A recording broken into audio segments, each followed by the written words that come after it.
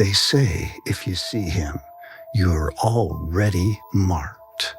A small man, cloaked in red, no taller than your waist, his eyes like wet black stones, and his mouth always open, always grinning, showing teeth filed to points.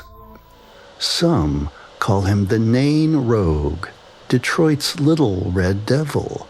Most people think it's just another urban legend. But here's what they don't tell you. He doesn't come to warn you about what's going to happen. He comes to watch you break. My name is Daniel, and 3 months ago I thought I had my life figured out. New job at an engineering firm downtown, a decent apartment in Corktown. For the first time in years, everything was falling into place. Detroit felt like a city where you could reinvent yourself. All that empty space, all those second chances. The locals would mention the Nain sometimes, usually after a few drinks, usually with that look in their eyes like they were testing you. I'd nod along, play the part. Sure, creepy Red Goblin? Makes perfect sense. I should have listened harder. It was March 15th. I remember because it was the day before my performance review. I was walking back from lunch, cutting through the alley behind the Guardian building to avoid the crowds. That's when I saw him.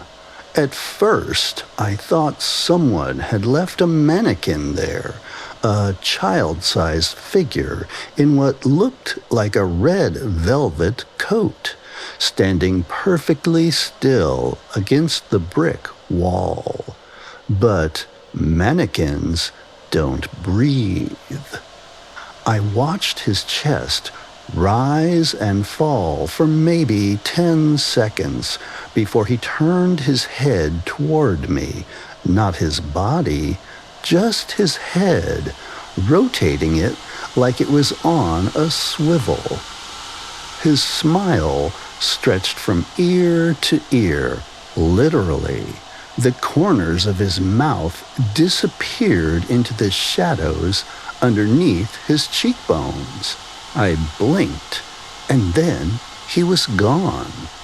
But on the wall where he'd been standing, someone had scratched a single word into the brick. It said, "Soon." My performance review didn't go well. Actually, that's putting it mildly.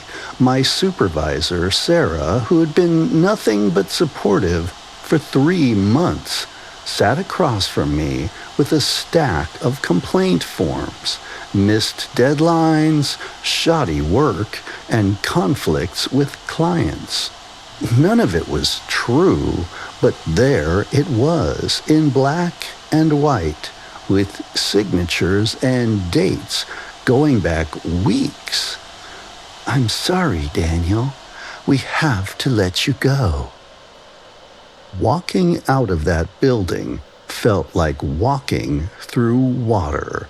Everything moved too slowly, sounded too distant, and there, across the street, leaning against a lamppost like he'd been waiting, the Nain.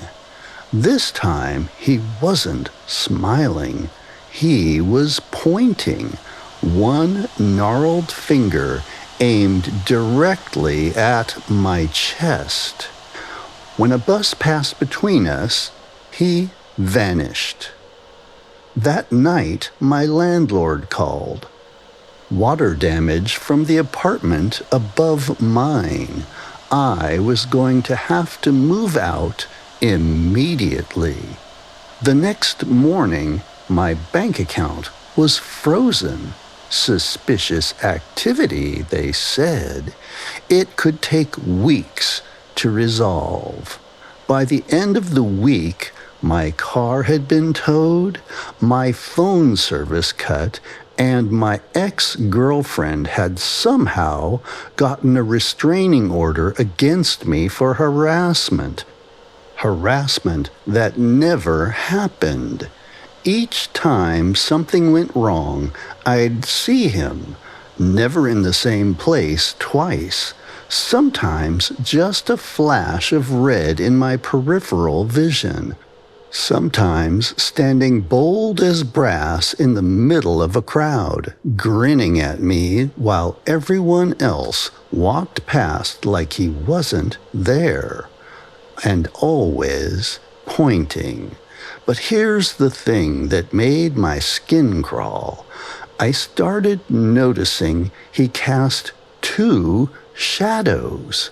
One normal shadow behind him, and another one that moved independently, reaching toward me like it was trying to grab hold. I ended up in the Detroit Public Library, sleeping in the stacks and researching everything I could find about the Nain Rouge. But most of it was the usual folklore.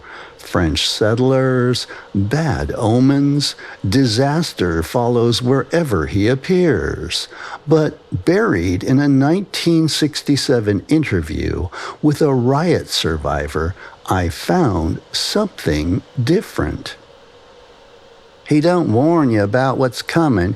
He chooses you to carry it, like a vessel. You see him, and then everything you touch turns to ash. Your friends, your family, your whole life. It all becomes part of the disaster he's brewing. And when it's done, when there's nothing left of you to destroy, that's when he moves on to someone else. The interviewer had asked, "How do you stop him?" The response was just 4 words. You don't. You endure. I was camped out at Hart Plaza, trying to stay warm when I realized I hadn't just been seeing him around the city. I'd been seeing him around other people. Mrs. Johnston from the corner store, the one who'd always been kind to me. I'd glimpsed him standing behind her register 2 days before her shop burned down.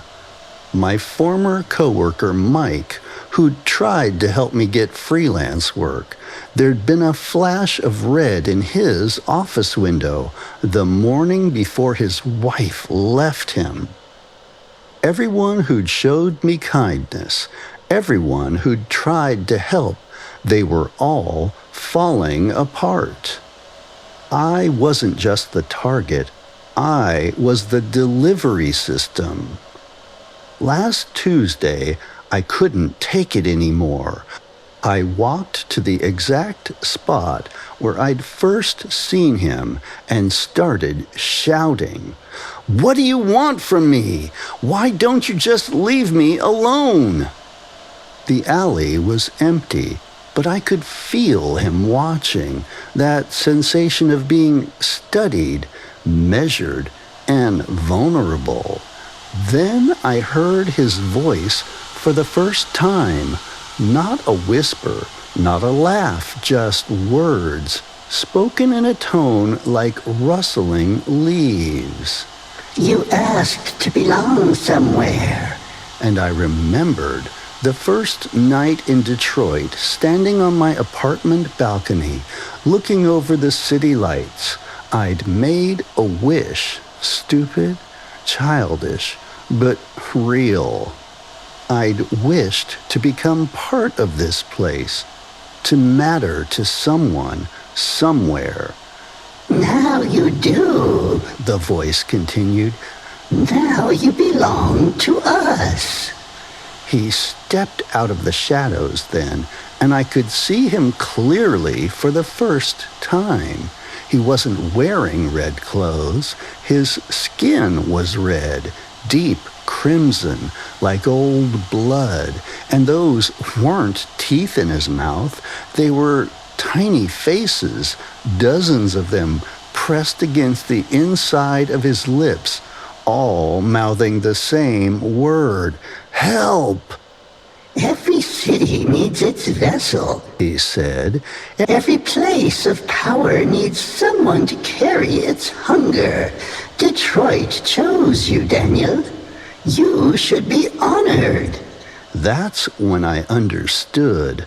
The Nain Rouge isn't a warning. He's a recruiter. And I'd already signed the contract. I'm telling you this from a coffee shop in Toledo.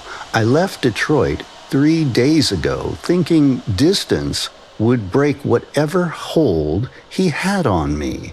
But this morning, the barista who made my coffee, a sweet girl, probably just out of high school, she dropped the cup and scalded her hand. She had to go to the hospital.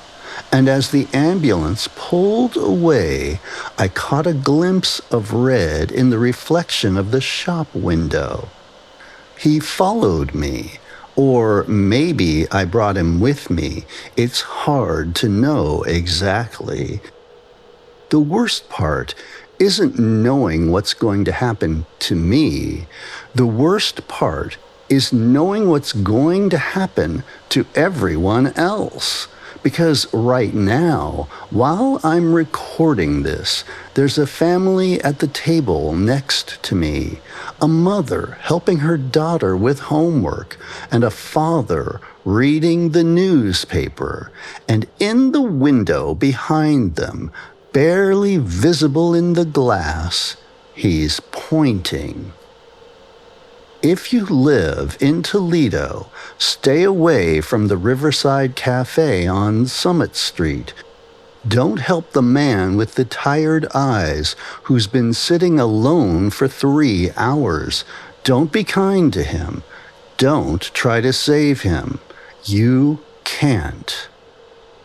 But if you see a small man in red watching you from across the street, run.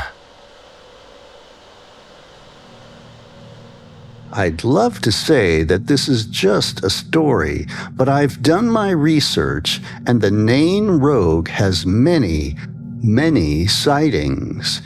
If you or someone you know has heard about it, absolutely drop me a comment and tell me what you know. Or just leave a comment anyway and let me know what you think of this dark goblin story. Thanks to you for enjoying this tale. I am only succeeding because of all of you. Until the next tale, have a frightfully fun day.